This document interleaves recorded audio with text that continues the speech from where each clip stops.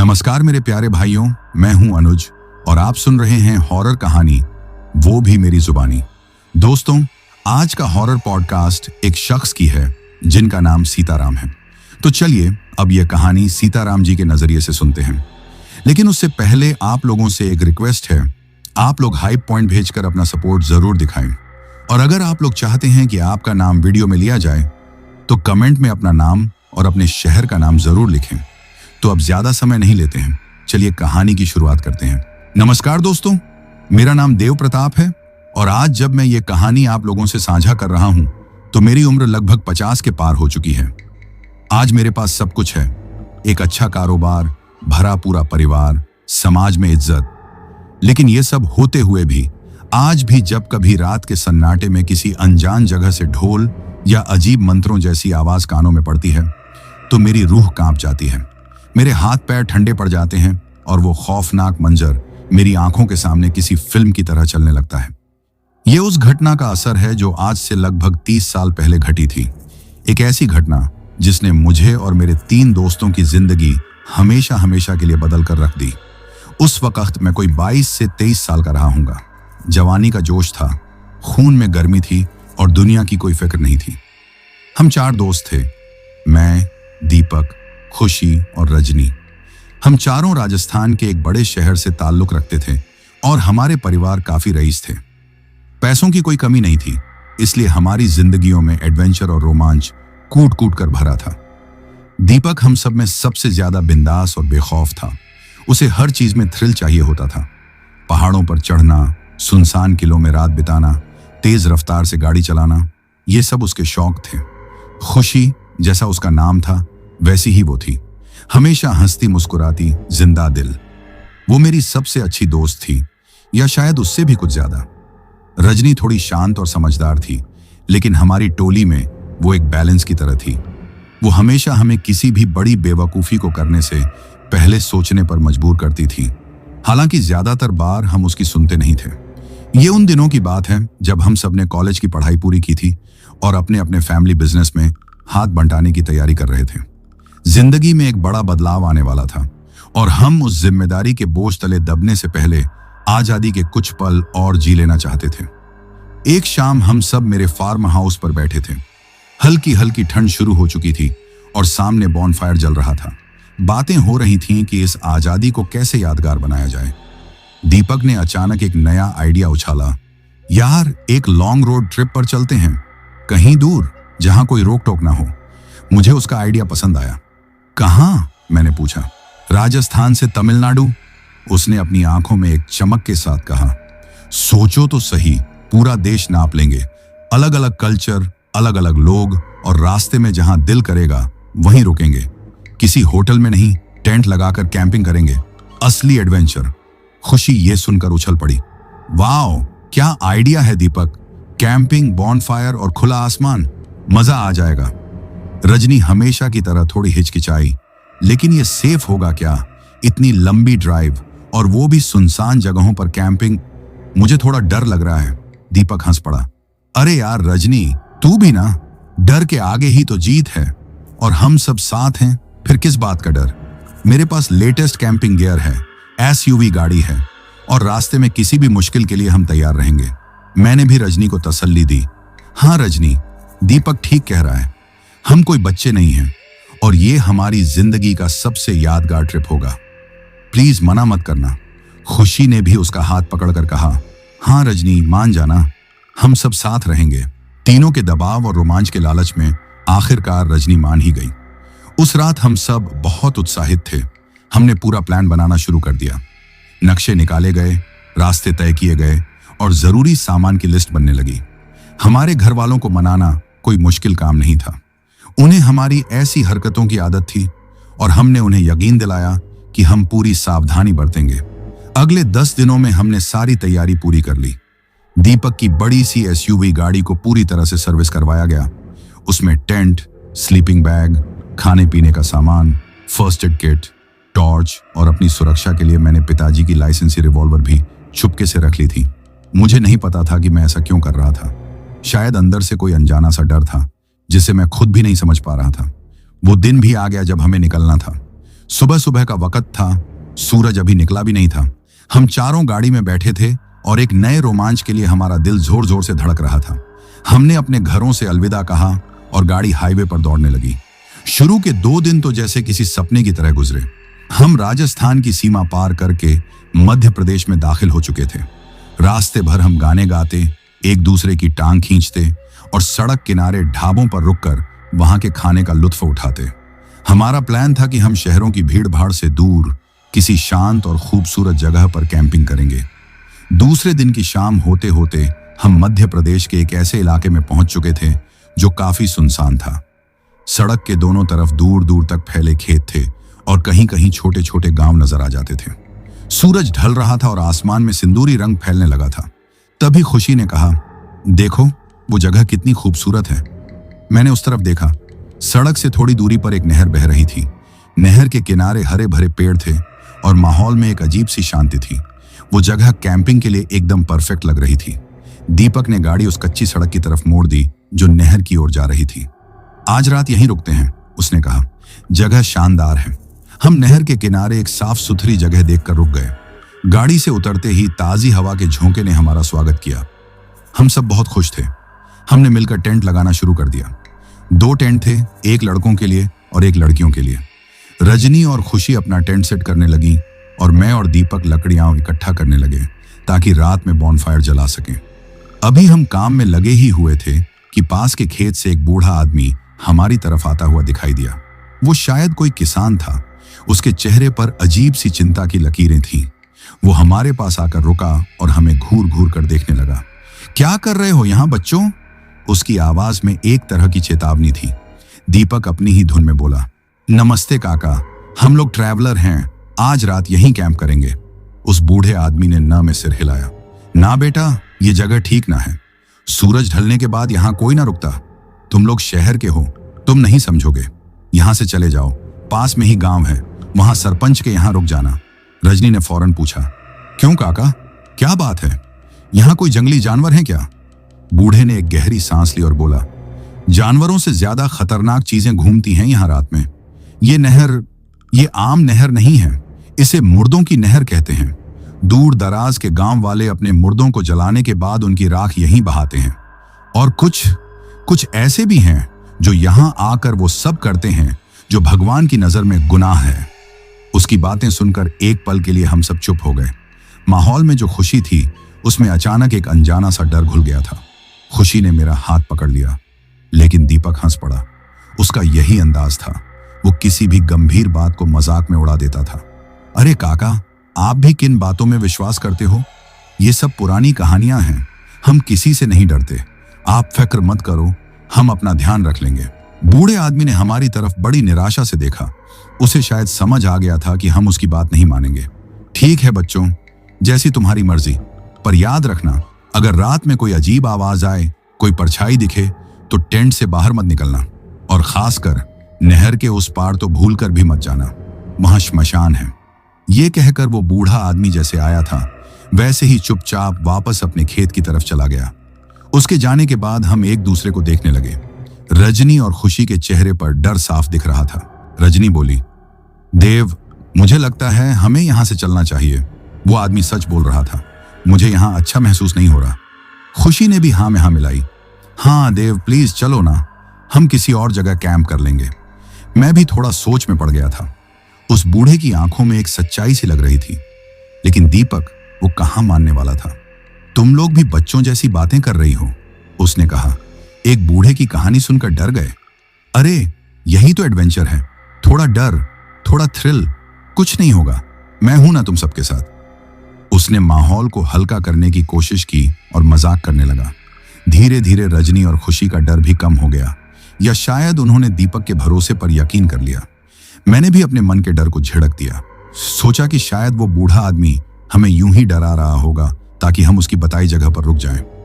देखते ही देखते अंधेरा घिर आया। हमने लकड़ियां जलाकर आग तैयार कर ली। आग की रोशनी में हम सब उसके चारों तरफ बैठ गए। हमने पैकेट वाला खाना गर्म किया और खाने लगे। धीरे धीरे माहौल फिर से पहले जैसा होने लगा था। हम बातें कर रहे थे, हंस रहे थे। आसमान में चांद निकल आया था और लाखों तारे टिमटिमा रहे थे। नहर के पानी में चांद की परछाई बेहद खूबसूरत लग रही थी। वो नजारा इतना दिलकश था कि हम उस बूढ़े आदमी की चेतावनी को लगभग भूल ही चुके थे। खाना खाने के बाद हम देर रात तक बातें करते रहे। दीपक अपने पुराने किस्से सुना रहा था कि कैसे उसने एक बार एक भुताहा हवेली में रात बिताई थी। उसकी बातें सुनकर लड़कियां डर भी रही थीं और हंस भी रही थीं। रात के करीब 12 बजे होंगे जब हमने सोने का फैसला किया। रजनी और खुशी अपने टेंट में चली गईं और मैं और दीपक अपने टेंट में आ गए। टेंट के अंदर स्लीपिंग बैग में घुसते ही दिन भर की थकान महसूस होने लगी। मैं लेटा हुआ था लेकिन नींद नहीं आ रही थी।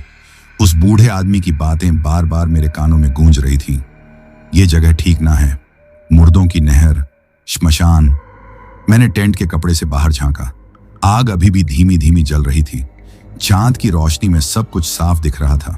माहौल में एक अजीब सी खामोशी थी, सिवाय झींगुरों की आवाज के और कुछ सुनाई नहीं दे रहा था। मैंने दीपक की तरफ देखा, वो शायद सो चुका था। मैंने भी आंखें बंद कर लीं और सोने की कोशिश करने लगा। पर मुझे क्या पता था कि यह खामोशी एक भयानक तूफान से पहले की शांति थी। मुझे क्या पता था कि उस रात हम अनजाने में एक ऐसी दुनिया में कदम रखने वाले थे जहां से वापसी का कोई रास्ता नहीं था। वो रात हमारी जिंदगी की आखिरी सामान्य रात होने वाली थी। उस रात के बाद जो हुआ उसने हमारी आत्माओं पर ऐसे जख्म दिए जो शायद कभी नहीं भर पाएंगे। वो रात एक जश्न की रात नहीं बल्कि मातम की शुरुआत थी। एक ऐसे मातम की जिसने हमसे हमारा सब कुछ छीन लिया। और ये सब उस एक गलती की वजह से हुआ जो हमें कभी नहीं करनी चाहिए थी। उस बूढ़े आदमी की चेतावनी को अनसुना करने की गलती और उस जगह पर रुकने की गलती। मैं अपने स्लीपिंग बैग में लेटा हुआ था और नींद कोसों दूर थी। बाहर आग की हल्की हल्की चटकने की आवाज आ रही थी, लेकिन उसके अलावा एक अजीब सा सन्नाटा था। इतना गहरा सन्नाटा कि मुझे अपने दिल की धड़कन भी साफ सुनाई दे रही थी। उस बूढ़े किसान की बातें मेरे दिमाग में किसी कांटे की तरह चुभ रही थीं। मैं बार बार खुद को समझा रहा था कि ये सब अंधविश्वास है, लेकिन दिल के किसी कोने में एक अनजाना सा डर घर कर गया था। तभी मुझे कुछ अजीब महसूस हुआ। हवा में एक अजीब सी गंध घुलने लगी थी, जैसे कुछ जल रहा हो, लेकिन ये लकड़ी के जलने की गंध नहीं थी। ये कुछ और थी, बहुत तीखी और परेशान करने वाली, जैसे मांस जल रहा हो। मैंने सोचा शायद आसपास किसी गांव में किसी ने कुछ जलाया होगा। मैंने इस बात पर ज्यादा ध्यान न देने की कोशिश की और करवट बदल ली। दीपक गहरी नींद में सो रहा था। उसकी सांसों की आवाज आ रही थी। मैं भी सोने की कोशिश करने लगा। न जाने कब मेरी आंख लग गई। अचानक मेरी नींद किसी आवाज से टूटी। ये आवाज बहुत धीमी थी, जैसे कोई कुछ बुदबुदा रहा हो। मैंने आंखें खोली। टेंट के अंदर अंधेरा था। मैंने अंदाजे से वक्त देखा। रात के शायद 2 बज रहे होंगे। वो आवाजें अभी भी आ रही थीं। ऐसा लग रहा था जैसे कुछ लोग बहुत धीमी आवाज में कोई मंत्र पढ़ रहे हों। मेरा दिल जोर से धड़कने लगा। मैंने धीरे से दीपक को हिलाया। दीपक, उठ, मैंने फुसफुसाते हुए कहा। क्या है यार देव, सोने दे, उसने नींद में कहा। चुप, जरा सुन, मैंने कहा। दीपक एक झटके में उठकर बैठ गया। अब वो भी उन आवाजों को सुन सकता था। हम दोनों ने एक दूसरे की तरफ देखा। हमारी आंखों में एक ही सवाल था, ये कौन लोग हैं और इतनी रात को यहाँ क्या कर रहे हैं? आवाजें नहर के दूसरी तरफ से आ रही थी, उस तरफ जहां उस बूढ़े ने श्मशान होने की बात कही थी। दीपक की आंखों में डर की जगह एक अजीब सी चमक थी, रोमांच की चमक। चल देखते हैं कौन है, उसने फुसफुसाते हुए कहा। पागल है क्या? मैंने उसे रोका। उस बूढ़े ने मना किया था, हमें टेंट से बाहर नहीं निकलना चाहिए। अरे यार, तू हमेशा डरता रहता है, उसने छिड़कर कहा। क्या पता कोई खजाना छुपा रहा हो या फिर कुछ और मजेदार हो रहा हो। मैं तो जा रहा हूं। वो टेंट की जिप खोलने लगा। मैंने उसे रोकने की बहुत कोशिश की, लेकिन वो नहीं माना। ठीक है, लेकिन हम लड़कियों को नहीं उठाएंगे, वो डर जाएंगी और हम बहुत सावधानी से जाएंगे। हम दोनों चुपके से टेंट से बाहर निकले। आग लगभग बुझ चुकी थी, बस अंगारे दहक रहे थे। चांद की रोशनी में हम धीरे धीरे नहर के किनारे की तरफ बढ़े। वो मंत्र जैसी आवाजें अब और साफ सुनाई दे रही थीं। वो संस्कृत के श्लोक नहीं थे, भाषा कुछ और ही थी, बहुत अजीब और डरावनी। हम नहर के किनारे उगी झाड़ियों में छिप गए। वहां से दूसरी तरफ का नजारा साफ दिख रहा था, और जो हमने देखा उसे देखकर हमारी रूह कांप गई। नहर के उस पार श्मशान की जमीन पर 5 लोग एक आग के घेरे के चारों तरफ बैठे थे। उन्होंने काले रंग के कपड़े पहने हुए थे और उनके चेहरे पर राख या कोई लेप लगा हुआ था, जिससे चांद की रोशनी में उनके चेहरे बहुत भयानक लग रहे थे। वो सब मिलकर उन्हीं अजीब मंत्रों को दोहरा रहे थे। लेकिन सबसे खौफनाक चीज वो थी जो आग के ऊपर रखी थी। वहां एक इंसानी लाश थी जो अधजली हालत में थी। वो लोग उस लाश के साथ कोई भयानक पूजा या रस्म कर रहे थे।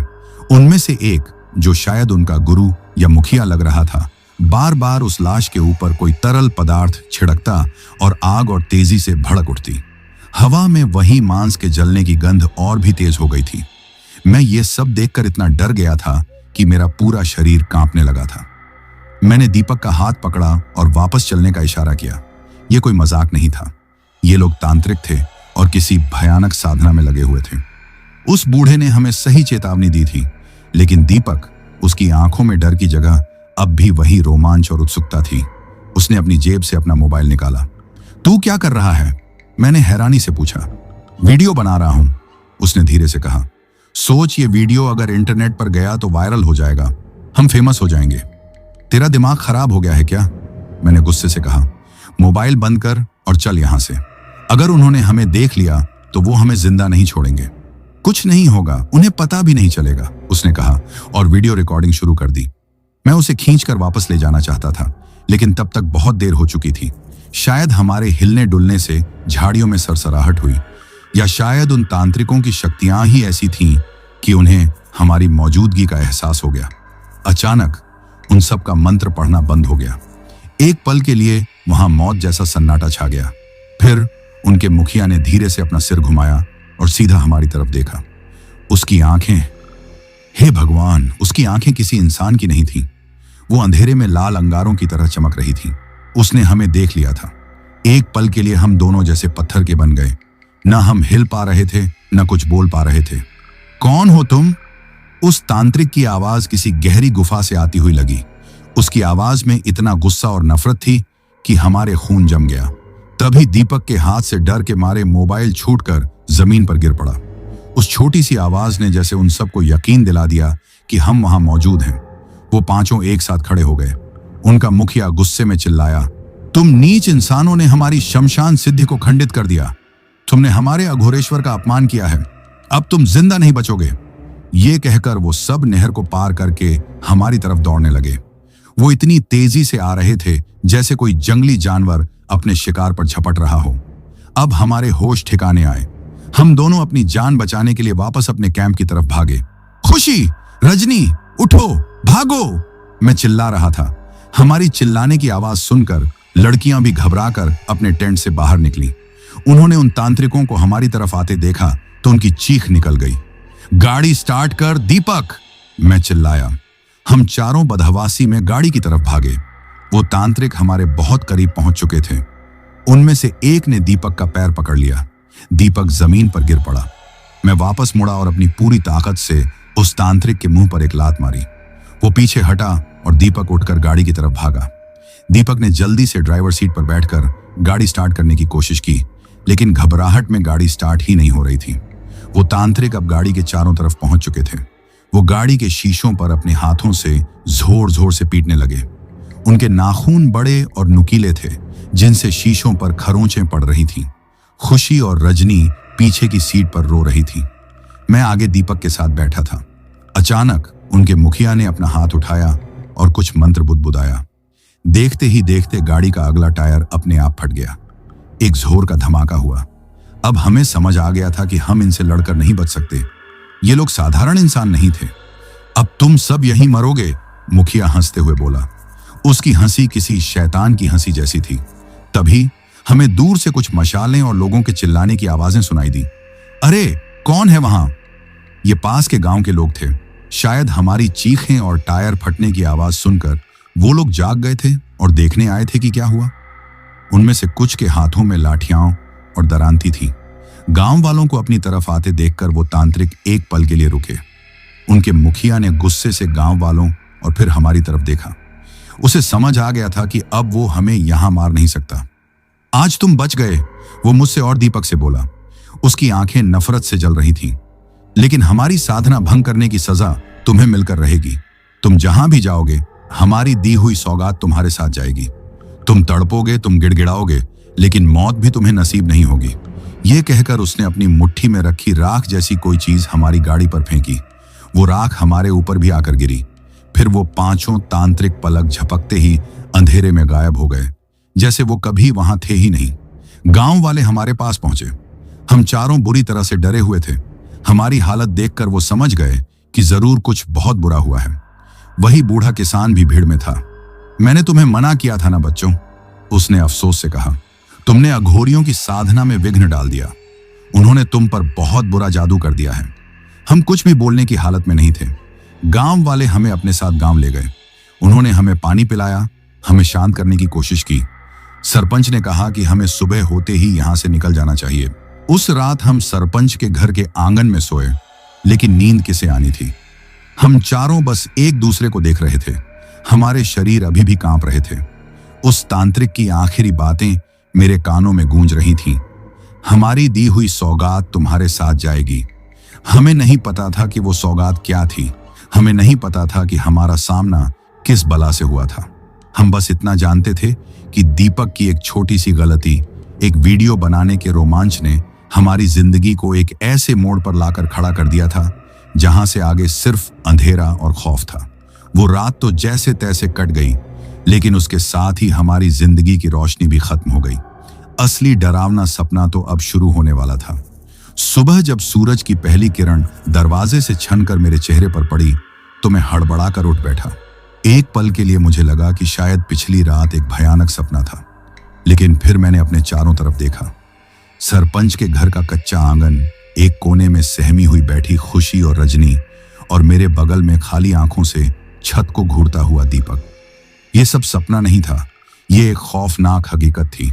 गांव वालों ने हमारी बहुत मदद की। उन्होंने हमारी गाड़ी का फटा हुआ टायर बदल दिया। सरपंच ने हमें चाय नाश्ता करवाया और फिर से हिदायत दी कि हम जितनी जल्दी हो सके यहां से निकल जाएं। वो अघोरी जल्दी किसी को नहीं छोड़ते।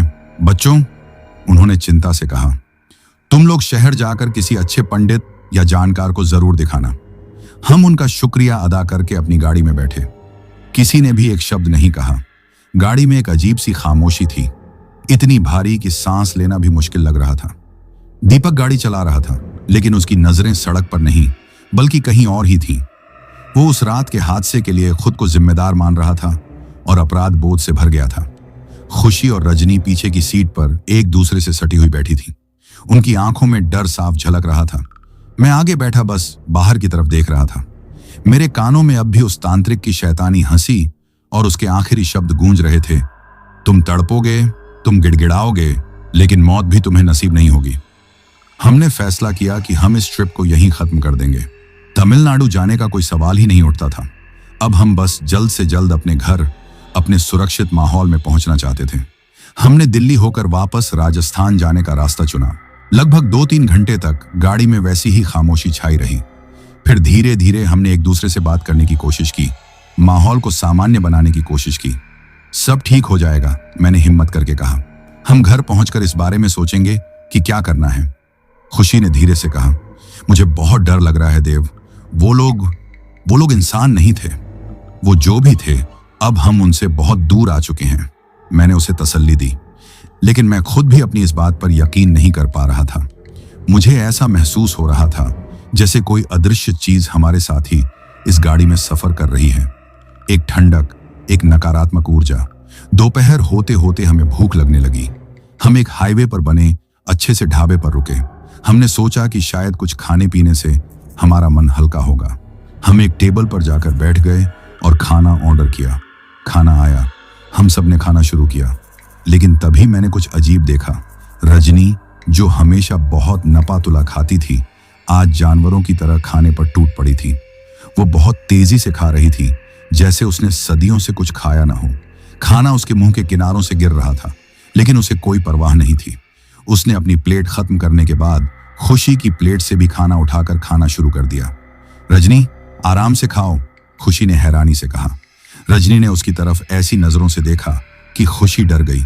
उसकी आंखें, वो रजनी की आंखें नहीं लग रही थीं। उनमें एक अजीब सी भूख और गुस्सा था। फिर वो बिना कुछ कहे फिर से खाने में लग गई।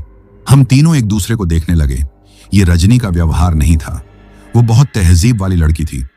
खाना खत्म करने के बाद जब हम हाथ धोने गए तो रजनी वॉशरूम में चली गई। काफी देर तक जब वो बाहर नहीं आई तो खुशी उसे देखने गई। कुछ ही देर में खुशी की जोर से चीखने की आवाज आई। हम सब भागकर वॉशरूम की तरफ गए। अंदर का नजारा देखकर हमारे होश उड़ गए। रजनी शीशे के सामने खड़ी थी और अपने ही नाखूनों से अपने चेहरे को खरोंच रही थी। उसके गालों पर खून की लकीरें बन गई थीं। रजनी, ये क्या कर रही हो? मैंने भागकर उसके हाथ पकड़े। उसने मेरी तरफ घूमकर देखा और एक अजीब कर्कश आवाज में हंसने लगी। वो हंसी रजनी की नहीं थी, वो किसी और की थी। छोड़ मुझे, वो उसी भयानक आवाज में चिल्लाई। मैं इस शरीर को खत्म कर दूंगी, ये अब मेरा है। उसकी आवाज सुनकर हम सब सन्न रह गए। उस तांत्रिक की सौगात ने अपना असर दिखाना शुरू कर दिया था। यह कोई काला जादू था, कोई बुरी आत्मा थी जिसे उन्होंने रजनी के शरीर पर कब्जा करने के लिए भेज दिया था। दीपक और मैंने बड़ी मुश्किल से उसे पकड़कर गाड़ी तक लाए। ढाबे के लोग हमें अजीब नजरों से देख रहे थे। हम जल्दी से गाड़ी में बैठे और वहां से निकल गए। गाड़ी में रजनी अजीब हरकतें कर रही थी। वो कभी हंसती, कभी रोती, कभी जानवरों जैसी आवाजें निकालती। खुशी उसे संभालने की कोशिश कर रही थी, लेकिन रजनी उसे भी काटने और खरोंचने की कोशिश कर रही थी। हम सब बुरी तरह से डर गए थे। हमें समझ नहीं आ रहा था कि हम क्या करें। रजनी की हालत हर पल बिगड़ती जा रही थी। वो अब हमें पहचान भी नहीं रही थी। हमें इसे किसी मंदिर में ले जाना चाहिए, खुशी ने रोते हुए कहा। शायद भगवान हमारी मदद करें। पास ही एक छोटा सा कस्बा था। हमने वहां के लोगों से पूछा तो पता चला कि थोड़ी दूरी पर एक पहाड़ी पर एक बहुत पुराना शिव मंदिर है। लोगों की उसमें बहुत आस्था थी। हमने बिना एक पल सोचे गाड़ी उस मंदिर की तरफ मोड़ दी। पहाड़ी पर पहुंचकर जब हम रजनी को गाड़ी से उतारने लगे तो उसने जोर जोर से चिल्लाना शुरू कर दिया। नहीं, मुझे वहां नहीं जाना, मुझे आग लगती है, मुझे जाने दो। उसके शरीर में जैसे कई लोगों की ताकत आ गई थी। हम तीनों मिलकर भी उसे संभाल नहीं पा रहे थे। वो मंदिर की तरफ जाने से मना कर रही थी, जैसे कोई अदृश्य शक्ति उसे रोक रही हो। तभी मंदिर के पुजारी, जो शायद हमारा शोर सुनकर बाहर आए थे, उन्होंने हमें देखा। वो एक अनुभवी और ज्ञानी व्यक्ति लग रहे थे। वो हमारी स्थिति को एक नजर में ही समझ गए। उन्होंने अपने हाथ में रखा लोटा उठाया, जिसमें शायद गंगा जल था, और कुछ मंत्र पढ़कर वो जल रजनी के ऊपर छिड़का। जल की बूंदें पड़ते ही रजनी ऐसे तड़पने लगी जैसे किसी ने उस पर तेजाब डाल दिया हो। वो जोर जोर से चीख रही थी। उसके मुंह से झाग निकलने लगा। फिर अचानक वो बेहोश होकर जमीन पर गिर पड़ी। इसे अंदर ले आओ, पुजारी जी ने शांत स्वर में कहा। हम रजनी को उठाकर मंदिर के गर्भगृह में ले गए। वहां एक अजीब सी शांति और सकारात्मक ऊर्जा थी। पुजारी जी ने कुछ और पूजा पाठ किया और एक ताबीज रजनी के गले में पहना दिया। लगभग आधे घंटे बाद रजनी को होश आया। उसने आंखें खोली और हम सबको देखकर हैरानी से पूछा, हम यहां क्या कर रहे हैं और मेरे चेहरे पर यह निशान कैसे हैं? उसे कुछ भी याद नहीं था। ढाबे से लेकर अब तक जो कुछ भी हुआ था वो सब उसके दिमाग से निकल चुका था। हम समझ गए कि मंदिर की शक्ति और पुजारी जी के मंत्रों ने उस बुरी आत्मा को अस्थायी रूप से शांत कर दिया था। हमने पुजारी जी को सारी बात बताई। उन्होंने एक गहरी सांस ली और कहा, तुम लोगों ने बहुत बड़ी गलती कर दी बच्चों। तुमने श्मशान में की जाने वाली एक बहुत ही शक्तिशाली और तामसिक साधना को भंग किया है। वो कोई साधारण तांत्रिक नहीं, अघोरी थे। उन्होंने तुम लोगों पर मसान छोड़ दिया है। ये एक ऐसी आत्मा होती है जिसे श्मशान की राख और मरे हुए इंसान के मांस से बनाया जाता है। ये जिसके पीछे पड़ जाती है उसे बर्बाद करके ही छोड़ती है। उनकी बातें सुनकर हमारे पैरों तले जमीन खिसक गई। अब क्या होगा बाबा जी? मैंने कांपती हुई आवाज में पूछा। क्या इसका कोई उपाय नहीं है? उपाय है, लेकिन बहुत कठिन है, उन्होंने कहा। इस मंदिर की परिधि में जब तक तुम रहोगे यह आत्मा शांत रहेगी, लेकिन जैसे ही तुम यहां से दूर जाओगे ये फिर से हावी हो जाएगी। इसका असली तोड़ सिर्फ किसी सिद्ध पीठ में ही हो सकता है। पर पहले तुम लोग इस लड़की को किसी अच्छे डॉक्टर को दिखाओ। इसका दिमाग इस सदमे को बर्दाश्त नहीं कर पाया है। हम निराश हो गए। हमें लगा था कि यहाँ हमारी समस्या का हल हो जाएगा, लेकिन ये तो बस एक अस्थायी आराम था। हमने पुजारी जी का धन्यवाद किया और रजनी को लेकर वापस दिल्ली की तरफ चल दिए। रजनी अब बिल्कुल सामान्य लग रही थी, लेकिन हम सब जानते थे कि यह शांति ज्यादा देर टिकने वाली नहीं है। गाड़ी में बैठते ही मेरा दिल फिर से घबराने लगा। मुझे ऐसा लग रहा था जैसे वो बुरी आत्मा अभी भी हमारे आसपास ही है, बस मौके का इंतजार कर रही है। और मेरा डर सही साबित हुआ। जैसे ही हम उस कस्बे से निकलकर हाईवे पर आए और मंदिर हमारी नजरों से ओझल हुआ, रजनी ने फिर से अजीब हरकतें करना शुरू कर दिया। वो फिर से हंसने लगी, उसी भयानक आवाज में। उसने अपने गले से वो ताबीज नोचकर बाहर फेंक दिया। तुम क्या सोचते हो, तुम इस शिव के टुकड़े से मुझे बांध लोगे? मैं मसान हूं, मैं इसे लेकर ही जाऊंगी, वो चिल्लाई। खौफ का वो साया एक बार फिर हम पर हावी हो चुका था। अब हमें यकीन हो गया था कि हम किसी बहुत बड़ी मुसीबत में फंस चुके हैं, एक ऐसी मुसीबत जिससे निकलना लगभग नामुमकिन था। हमारा रोमांच का सफर अब एक जानलेवा दौड़ में बदल चुका था, जहां हम अपनी जिंदगी और अपनी आत्मा को बचाने के लिए भाग रहे थे। दिल्ली पहुंचते पहुंचते रात हो चुकी थी। रजनी की हालत रास्ते भर बिगड़ती सुधरती रही। जब भी हम किसी मंदिर या धार्मिक स्थल के पास से गुजरते, वो शांत हो जाती, लेकिन जैसे ही हम आगे बढ़ते, वो भयानक आत्मा फिर से उस पर हावी हो जाती। हम सब थक कर चूर हो चुके थे, शारीरिक रूप से भी और मानसिक रूप से भी। हमारी समझ में नहीं आ रहा था कि हम क्या करें, कहां जाएं। हमें इसे सबसे अच्छे हॉस्पिटल में ले जाना चाहिए, दीपक ने आखिरकार कहा। उसकी आवाज में अब पहले वाला आत्मविश्वास नहीं था, वो टूटा हुआ और डरा हुआ लग रहा था। शायद डॉक्टर कुछ कर पाए। हम पुजारी की बात को भूलकर या शायद जानबूझकर अनसुना करके मॉडर्न साइंस पर भरोसा करना चाहते थे। हमें लग रहा था कि शायद ये सब उस खौफनाक मंजर को देखने का दिमाग पर असर है, एक तरह का मानसिक सदमा। हम दिल्ली के सबसे बड़े और नामी प्राइवेट हॉस्पिटल में पहुंचे। इमरजेंसी वार्ड में रजनी को ले जाते ही उसकी हालत फिर से बिगड़ गई। वो डॉक्टरों और नर्सों पर चिल्लाने लगी, उन्हें गालियां देने लगी। उसने एक नर्स के हाथ पर काट भी लिया। बड़ी मुश्किल से उसे काबू में करके एक कमरे में शिफ्ट किया गया और उसे नींद का इंजेक्शन दिया गया। तब जाकर वो शांत हुई। हमने डॉक्टरों को सारी कहानी बताई, लेकिन हमने तांत्रिकों और काले जादू वाली बात छुपा ली। हमें डर था कि वो हमें पागल समझेंगे। हमने बस इतना बताया कि हमने एक बहुत ही भयानक हादसा देखा है, जिसके बाद से हमारी दोस्त ऐसा बर्ताव कर रही है। सीनियर साइकेट्रिस्ट मनोचिकित्सक ने हमसे बात की। वो एक अधेड़ उम्र के सुलझे हुए इंसान लग रहे थे। उन्होंने हमारी बात ध्यान से सुनी और कहा, देखिए, जो कुछ भी आप लोगों ने देखा वो बहुत ट्रॉमेटिक था। ऐसा लगता है कि आपकी दोस्त एक गहरे post traumatic stress disorder PTSD या शायद शेयर्ड साइकोसिस का शिकार हो गई है। उसके दिमाग ने उस सदमे को स्वीकार नहीं किया है और वो इस तरह से रिएक्ट कर रही है। उनकी बातें हमें कुछ हद तक तार्किक लग रही थी। हम भी यही मानना चाहते थे कि ये कोई बीमारी है जिसका इलाज हो सकता है। तो क्या वो ठीक हो जाएगी डॉक्टर? खुशी ने उम्मीद से पूछा। बिल्कुल, डॉक्टर ने कहा। हमें उसे कुछ दिन ऑब्जर्वेशन में रखना होगा। कुछ दवाइयां और थेरेपी सेशंस लगेंगे, लेकिन वो जल्द ही पहले जैसी हो जाएगी। आप लोग भी अपना ध्यान रखें। आप सब भी उसी सदमे से गुजरे हैं। डॉक्टर की बातों से हमें थोड़ी राहत मिली। हमें एक उम्मीद की किरण नजर आई। हमने रजनी के घर वालों को फोन करके बता दिया कि उसका एक्सीडेंट हो गया है और वो दिल्ली के हॉस्पिटल में भर्ती है। हम उन्हें असली बात बताकर डराना नहीं चाहते थे। अगले कुछ दिन हमारे लिए किसी नरक से कम नहीं थे। रजनी हॉस्पिटल में भर्ती थी। दवाइयों के असर से वो ज्यादातर सोती रहती, लेकिन जब भी उसे होश आता, उसका बर्ताव बहुत अजीब होता। वो किसी से बात नहीं करती, बस दीवारों को घूरती रहती। कभी कभी आधी रात को वो जोर जोर से चिल्लाने लगती। लेकिन सबसे डरावनी बात तब हुई जब एक रात मैं उसके कमरे के बाहर बैठा था और मैंने उसे किसी से बात करते हुए सुना। मैं अंदर गया तो देखा कि कमरे में उसके सिवा कोई नहीं था। वो खाली दीवार से बातें कर रही थी। तुम मुझसे क्या चाहते हो? वो दीवार से पूछ रही थी। मैं नहीं करूंगी ये सब। फिर अचानक वो हंसने लगी, उसी भयानक आवाज में। ठीक है, मैं करूंगी। जैसा तुम कहोगे वैसा ही होगा। बस इन्हें मत छोड़ना।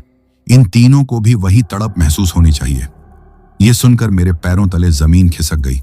वो आत्मा, वो मसान अब भी उसके अंदर था और उससे बातें कर रहा था। वो दवाइयों और डॉक्टरों की पकड़ से बाहर था।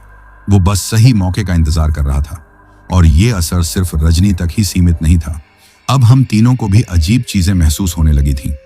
दीपक, जो कभी शेर की तरह दहाड़ता था, अब एक डरे हुए खरगोश की तरह रहता था।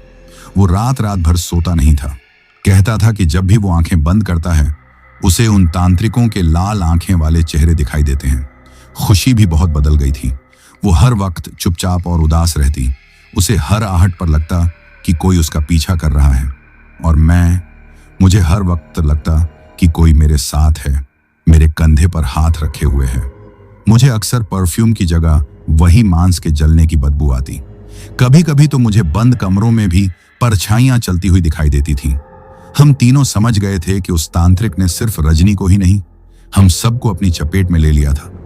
उसकी सौगात हम चारों के लिए थी। एक दिन कुछ ऐसा हुआ जिसने डॉक्टरों को भी हैरान कर दिया। रजनी ने दिन भर में लगभग 15 लोगों का खाना अकेले खा लिया। हॉस्पिटल का स्टाफ उसके कमरे में खाना रख रख कर परेशान हो गया, लेकिन उसकी भूख खत्म ही नहीं हो रही थी। उसका पेट फूल नहीं रहा था, उसे कोई तकलीफ नहीं हो रही थी, वो बस खाए जा रही थी। ये किसी भी मेडिकल साइंस के हिसाब से नामुमकिन था। डॉक्टरों की टीम परेशान थी। रजनी की रिपोर्ट्स में सब कुछ नॉर्मल था, लेकिन उसका बर्ताव किसी भी तार्किक व्याख्या से परे था। उनका इलाज पूरी तरह से असफल हो रहा था। एक हफ्ता बीत गया। हम तीनों की हालत भी बिगड़ती जा रही थी। हम न ठीक से खा पा रहे थे, न सो पा रहे थे। हम एक जिंदा लाश की तरह बन गए थे। हमारी सारी उम्मीदें टूट चुकी थीं। हमें समझ आ गया था कि विज्ञान के पास हमारी इस समस्या का कोई समाधान नहीं है। तभी एक उम्मीद की किरण बनकर एक इंसान हमारी जिंदगी में आया। वो थे राम खिलाड़ी काका, हमारे घर के बहुत पुराने और वफादार नौकर। जब मेरे घर वालों को पता चला कि मैं कई दिनों से दिल्ली में हूं और मेरी आवाज भी ठीक नहीं लग रही है, तो उन्होंने काका को हमारा हालचाल जानने के लिए भेजा। राम खिलाड़ी काका जब हॉस्पिटल पहुंचे और उन्होंने हमारी और रजनी की हालत देखी, तो उनके चेहरे का रंग उड़ गया। वो कोई पढ़े लिखे इंसान नहीं थे, लेकिन जिंदगी का तजुर्बा उन्हें बहुत था। वो राजस्थान के एक छोटे से गांव से थे, जहां ऐसी चीजों पर विश्वास किया जाता था। उन्होंने हमसे अकेले में बात की। छोटे मालिक, सच सच बताइए, क्या हुआ था? उनकी आवाज में चिंता थी। हमने हिम्मत करके उन्हें उस रात की सारी कहानी बता दी। तांत्रिकों से लेकर उस अधजली लाश, श्मशान सिद्धि और उनके श्राप तक, सब कुछ। सारी बात सुनकर काका की आंखों में डर साफ दिखाई दे रहा था। उन्होंने अपने कान पकड़ ली। हे भगवान, बहुत बुरा हुआ मालिक, आप लोगों पर किसी ने भारी अमसान क्रिया कर दी है। ये डॉक्टरों के बस की बात नहीं है। इसका इलाज सिर्फ एक ही जगह हो सकता है। कहाँ काका? मैंने बेबसी से पूछा। हमारे राजस्थान में, उन्होंने कहा। उज्जैन के महाकाल की तरह ही हमारे यहां भी एक जागृत स्थान है, काल भैरव का मंदिर। वो प्रेत आत्माओं के राजा हैं। बड़े से बड़ा भूत प्रेत, बड़ी से बड़ी डायन उनके सामने टिक नहीं सकती। आपको भाभी जी को लेकर वहीं चलना होगा, वही एक रास्ता बचा है। राम खिलाड़ी काका की बातों में एक यकीन था, एक भरोसा था। हमें भी लगा कि शायद यही हमारा आखिरी मौका है। डॉक्टरों ने तो वैसे भी जवाब दे ही दिया था। हमने उसी रात फैसला कर लिया, हम रजनी को हॉस्पिटल से डिस्चार्ज करवाकर राजस्थान ले जाएंगे। हमने डॉक्टरों से कहा कि हम उसे घर ले जाकर इलाज करवाना चाहते हैं। वो राजी नहीं थे, लेकिन हमारी जिद के आगे उन्हें मानना पड़ा। उस रात जब हम रजनी को लेकर हॉस्पिटल से निकल रहे थे, तो वो हम पर देखकर मुस्कुराई। ये रजनी की मुस्कान नहीं थी, ये एक शैतानी विजयी मुस्कान थी, जैसे वो कह रही हो, भाग लो, जितना भागना है, जाओगे कहां। हमारा सफर एक नए और शायद आखिरी पड़ाव की ओर शुरू हो चुका था। दिल्ली का इलाज और विज्ञान की समझ बुरी तरह से हार चुकी थी। अब हम उस दुनिया की तरफ लौट रहे थे जहां विश्वास और आस्था ही सबसे बड़ा हथियार होता है। हम काल भैरव के दरबार की ओर जा रहे थे, ये जानते हुए कि या तो वहां हमें जिंदगी मिलेगी या फिर हमारी कहानी हमेशा के लिए खत्म हो जाएगी। अंधेरा और भी गहरा हो चुका था और अब लड़ाई आमने सामने की होने वाली थी। दिल्ली से राजस्थान का सफर हमारी जिंदगी का सबसे लंबा और भयानक सफर था। हमने एक बड़ी गाड़ी किराए पर ली थी ताकि रजनी को आराम से ले जा सकें। राम खिलाड़ी काका भी हमारे साथ थे। उनके होने से हमें एक अजीब सी हिम्मत मिल रही थी, जैसे अंधेरे में कोई छोटा सा दिया जल रहा हो। रजनी ज्यादातर बेहोश सी ही रही। शायद दवाइयों का असर अभी बाकी था, लेकिन जब भी उसे होश आता, उसका रूप और भी भयानक हो जाता। वो अब हमसे सीधे सीधे बात करने लगी थी, लेकिन आवाज उसकी नहीं, उस मसान की होती थी। काल भैरव के पास ले जा रहे हो मुझे, वो एक कर्कश हंसी के साथ बोली। क्या लगता है वो मुझे रोक लेंगे? मैं अघोरेश्वर की संतान हूं, मुझे कोई नहीं बांध सकता। उसकी बातें सुनकर हमारी रूह कांप जाती थी। दीपक, जो अब तक चुपचाप सब कुछ सह रहा था, अचानक गुस्से में चिल्ला पड़ा। चुप हो जा, बस कर अब। रजनी या उस मसान ने अपना सिर एक अजीब से झटके के साथ दीपक की तरफ घुमाया। तेरी वजह से ही यह सब हुआ है। तूने ही हमारी साधना भंग की थी। तुझे तो मैं सबसे आखिर में सबसे दर्दनाक मौत दूंगा। यह सुनकर दीपक का चेहरा सफेद पड़ गया। वो डरकर सीट में धंस गया। उस दिन के बाद से उसने रजनी से आंख मिलाने की हिम्मत भी नहीं की। राम खिलाड़ी काका लगातार हनुमान चालीसा का पाठ कर रहे थे। वो हमें भी पाठ करने को कहते। हम जैसे जैसे राजस्थान की सीमा के करीब पहुंच रहे थे, रजनी की बेचैनी बढ़ती जा रही थी। वो गाड़ी से बाहर कूदने की कोशिश करने लगी। हमें उसे कसकर पकड़ना पड़ा। ऐसा लग रहा था जैसे कोई अदृश्य शक्ति उसे राजस्थान में घुसने से रोक रही हो। 2 दिन की मुश्किल यात्रा के बाद आखिरकार हम उस शहर में पहुंचे जहां काल भैरव का प्रसिद्ध मंदिर था। मंदिर शहर के एक पुराने हिस्से में स्थित था। वहां पहुंचते ही माहौल में एक अजीब सा बदलाव महसूस हुआ। हवा में एक शांति थी, एक पवित्रता थी, लेकिन उसके साथ ही एक अनजानी सी भारीपन और शक्ति का एहसास भी था। हम मंदिर के पास एक धर्मशाला में रुके। काका ने कहा कि हमें शाम की आरती के बाद मंदिर के मुख्य पुजारी से मिलना होगा। शाम हुई, हम रजनी को लेकर मंदिर की तरफ चले। जैसे ही हमने मंदिर के मुख्य द्वार में कदम रखा, रजनी जोर से चीखी। ये एक ऐसी चीख थी जिसमें दर्द, गुस्सा और डर सब कुछ मिला हुआ था। नहीं, मुझे यहां से बाहर निकालो, मेरा शरीर जल रहा है। मंदिर के प्रांगण में मौजूद सारे लोग हमें ही देखने लगे। वो आत्मा मंदिर की सकारात्मक ऊर्जा को बर्दाश्त नहीं कर पा रही थी। हमने उसे घसीटते हुए अंदर ले जाने की कोशिश की। मंदिर के अंदर भैरव बाबा की विशाल काले पत्थर की मूर्ति थी। उनकी बड़ी बड़ी आंखें, हाथ में खप्पर और दंड लिए उनका रौद्र रूप देखकर ही मन में एक भय मिश्रित श्रद्धा उत्पन्न हो रही थी। तभी मंदिर के मुख्य पुजारी, जिन्हें सब गुरुजी कहकर बुला रहे थे, हमारी तरफ आए। वो एक तेजस्वी पुरुष थे। उनकी आंखों में एक अजीब सी शक्ति थी। उन्होंने रजनी की तरफ देखा और एक पल में ही सब कुछ समझ गए। इसे मसान ने पकड़ा है, उन्होंने एक भारी आवाज में कहा। बहुत शक्तिशाली है ये, इसे यहां लाने में बहुत देर कर दी तुमने। गुरुजी, इसे बचाइए। खुशी रोते हुए उनके पैरों में गिर पड़ी। ये हमारी दोस्त है, इसकी कोई गलती नहीं है। गुरुजी ने उसे उठाया और कहा, शांत हो जाओ बेटी। जो भैरव की शरण में आ गया, उसकी रक्षा करना उनका धर्म है, लेकिन लड़ाई बड़ी कठिन होगी। तुम लोगों का मन भी मजबूत होना चाहिए। जो कुछ भी तुम यहां देखोगे, उससे डरना मत। उन्होंने कुछ सेवकों को बुलाया और रजनी को मंदिर के एक भीतरी हिस्से में ले जाने को कहा, जिसे बंधन कक्ष कहते थे। कहा जाता था कि वहां बड़ी बड़ी दुष्ट आत्माओं को बांध कर रखा जाता था। जैसे ही सेवक रजनी को उस कमरे की तरफ ले जाने लगे, वो आत्मा पूरी तरह से अपने असली रूप में आ गई। रजनी की आवाज अब एक नहीं, बल्कि कई आवाजों का मिश्रण बन गई थी। कभी किसी मर्द की भारी आवाज, कभी किसी औरत की तीखी चीख। छोड़ दो मुझे, नीच इंसानों, वो चिल्ला रही थी। मैं तुम सबको कच्चा खा जाऊंगी। मेरे गुरु अघोरेश्वर तुम्हें नष्ट कर देंगे। उसका शरीर अजीब तरह से ऐंठने लगा। उसकी आंखों की पुतलियां पूरी तरह सफेद हो गई थीं। यह नजारा इतना खौफनाक था कि धर्मशाला से आए कुछ लोग डर कर भाग गए। गुरुजी ने एक लोहे की मोटी जंजीर मंगवाई, जिस पर सिंदूर और भस्म लगी हुई थी। उन्होंने कुछ मंत्र पढ़े और वो जंजीर रजनी के पैरों में डाल दी। जंजीर का स्पर्श होते ही रजनी ऐसे चीखी जैसे उसे किसी ने जिंदा जला दिया हो।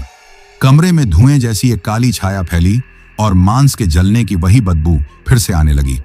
अब तुम तीनों की बारी, गुरुजी ने हमारी तरफ घूमकर कहा। वो सिर्फ इस लड़की के शरीर में नहीं है, उसकी छाया तुम तीनों पर भी है। वो तुम लोगों की ऊर्जा से खुद को और शक्तिशाली बना रहा है। हम तीनों डरते डरते उनके सामने खड़े हो गए। उन्होंने एक कटोरी में भस्म घोली और उससे हमारे माथे पर तिलक लगाया। तिलक लगते ही मेरे सिर में जोर का दर्द हुआ, जैसे हजारों सुइयां एक साथ चुभ रही हों। मेरी आंखों के सामने अंधेरा छा गया और मैं लगभग गिर ही गया था। दीपक और खुशी की भी यही हालत थी। ये तुम्हारे अंदर की नकारात्मक ऊर्जा है जो भैरव की भस्म को स्वीकार नहीं कर पा रही, गुरुजी ने समझाया। आज रात तुम तीनों इसी बंधन कक्ष के बाहर सोओगे। आज की रात बहुत भारी है, अमावस्या की रात है। आज वो अपनी पूरी ताकत से बाहर निकलने की कोशिश करेगा। हमें उस कमरे के बाहर दरी बिछाकर लेटने को कहा गया। अंदर से रजनी की या उस मसान की भयानक चीखें और गुर्राने की आवाजें आ रही थीं। वो लगातार जंजीरों को पटक रहा था और गंदी गंदी गालियां दे रहा था। रात जैसे जैसे गहरी हो रही थी, मंदिर का माहौल और भी रहस्यमयी होता जा रहा था। मैं लेटा हुआ था, लेकिन सो नहीं पा रहा था। तभी मुझे ऐसा लगा जैसे कोई मेरे कान में फुसफुसा रहा है। देव, देव, भाग जा यहां से, वो खुशी की आवाज थी। ये पुजारी हमें मार डालेगा, चल भाग चलते हैं। मैंने आंखें खोलकर देखा, खुशी मेरे बगल में सो रही थी। तो फिर ये आवाज कहां से आई? वो मसान अब हमारे दिमाग से खेल रहा था। वो हमें एक दूसरे के खिलाफ भड़काने की कोशिश कर रहा था। कुछ देर बाद दीपक उठकर बैठ गया और रोने लगा। मेरी वजह से, ये सब मेरी वजह से हुआ है, वो कह रहा था। मुझे मर जाना चाहिए। ये कहकर वो अपना सिर दीवार पर पटकने लगा। मैंने और राम खिलाड़ी काका ने भागकर उसे रोका। वो आत्मा अब हम सबको तोड़ने की कोशिश कर रही थी। हमें मानसिक रूप से इतना कमजोर कर देना चाहती थी कि हम खुद ही हार मान लें। पूरी रात यही सब चलता रहा। कभी हमें उन तांत्रिकों के चेहरे दिखते, कभी रजनी की चीखें सुनाई देती, कभी लगता कि कोई हमें छू रहा है।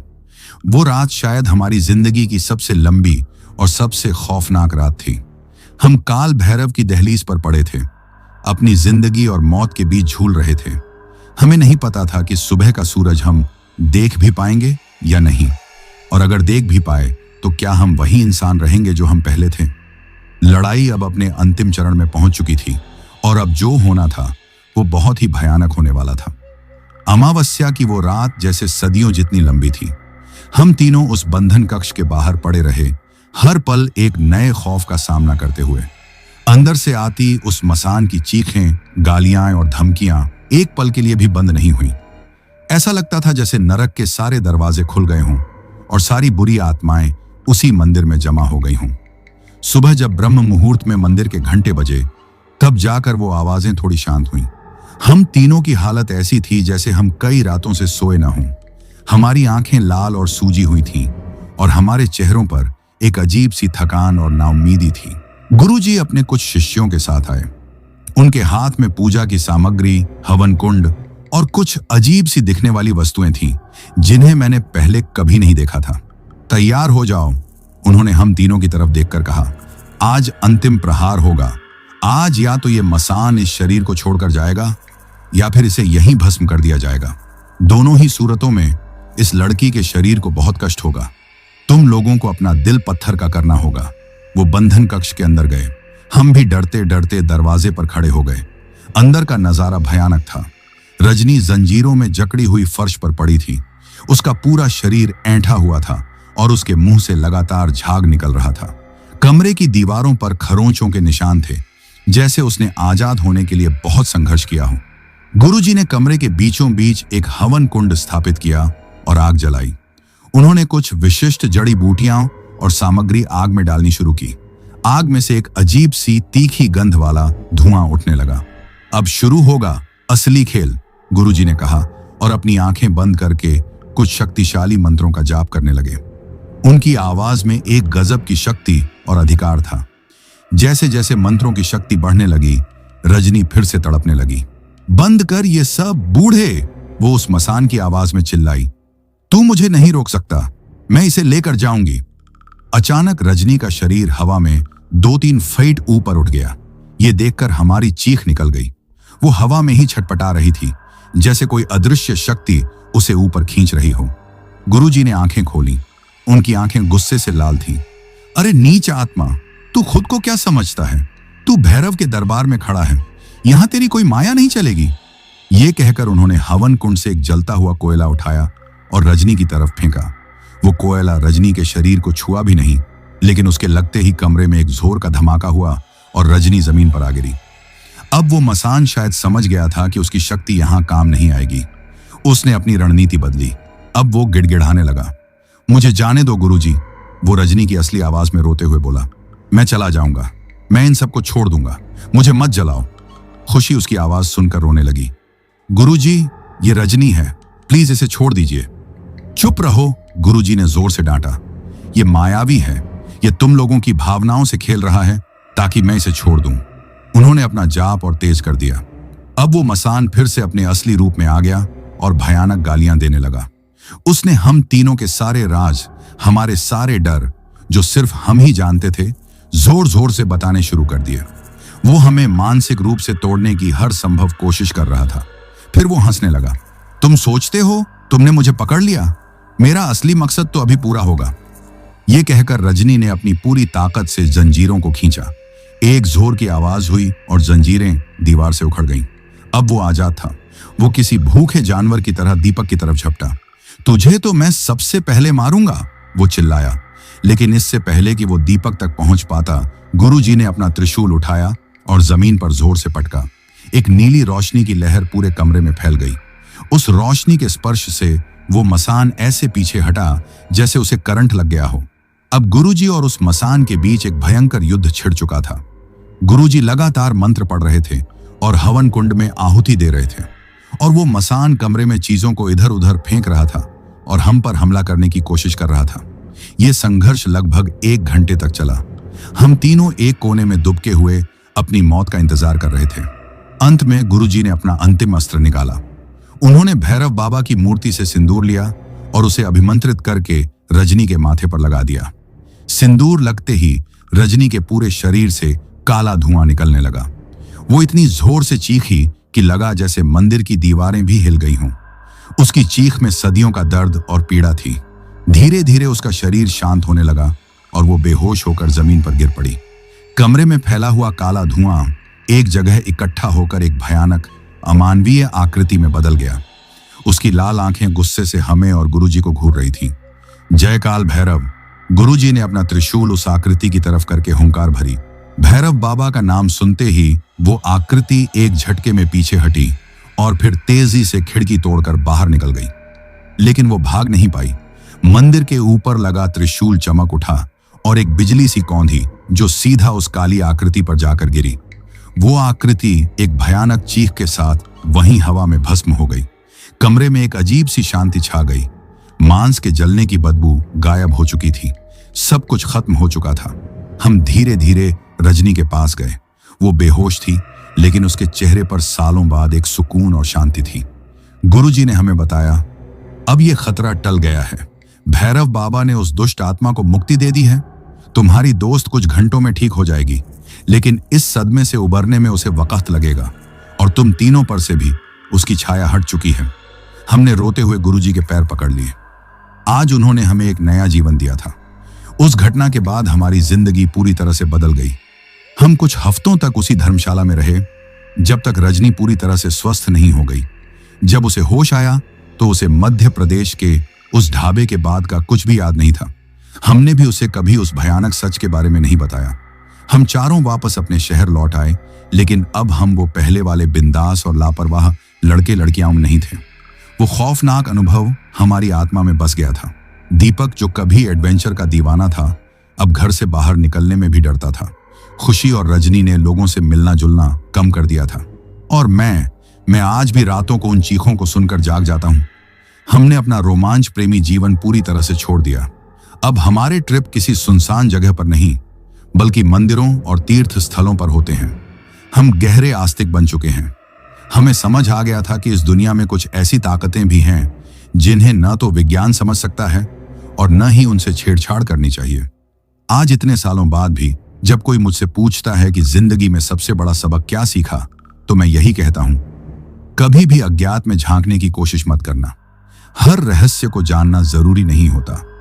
कुछ दरवाजे बंद ही रहें तो बेहतर है, क्योंकि अगर वो एक बार खुल गए तो जरूरी नहीं कि आप उन्हें वापस बंद कर पाएं। वो एक रोड ट्रिप हमारी जिंदगी का सबसे बड़ा सबक था। एक ऐसा सबक जिसकी कीमत हमने अपनी आत्मा के एक हिस्से को खोकर चुकाई थी। तो दोस्तों, ये कहानी यही खत्म हुई। अब जिन भाइयों ने अपना नाम वीडियो में कमेंट किया था, उनका नाम लेते हैं। मुकेश भाई राउरकेला से, शानू जी पाटियाला से, कमल जी भाटी तारानगर से, आकाश भाई उत्तर प्रदेश से, सफीक भाई सऊदी अरब से, राजीव भाई दरभंगा बिहार से, निहारिका जी ओडिशा से, राजकुमार भाई गोरखपुर से, गणेश पाठक भाई सूरत से, अंबुज मिश्रा भाई नोएडा उत्तर प्रदेश से, आशु भाई दिल्ली से, अनिल चौहान भाई सिवान बिहार से, मनीष जैन भाई दिल्ली से, सरिता जी उत्तराखंड से, मजीद भाई मालदीव से, विशाल भाई हरदोई से, रॉकी भाई सोनीपत से, विनोद गुरुंग भाई दुबई से, जमशेद खान भाई कराची से, अफसर अली भाई मुरादाबाद से, पुसली भाई थाईलैंड से, आशुतोष त्रिपाठी भाई गोंडा से, यूएस हर्ष तिवारी भाई लोहारी सिरसा प्रयागराज से, मुकेश गुजर भाई भरतपुर राजस्थान से, कबल सिंह भाई पंजाब से, किशोर भाई ग्रेटर नोएडा से, अभिषेक तिर्की भाई छत्तीसगढ़ से, जुल्फिकार भाई दिल्ली से, पन्ना राम कोलायत भाई बीकानेर राजस्थान से,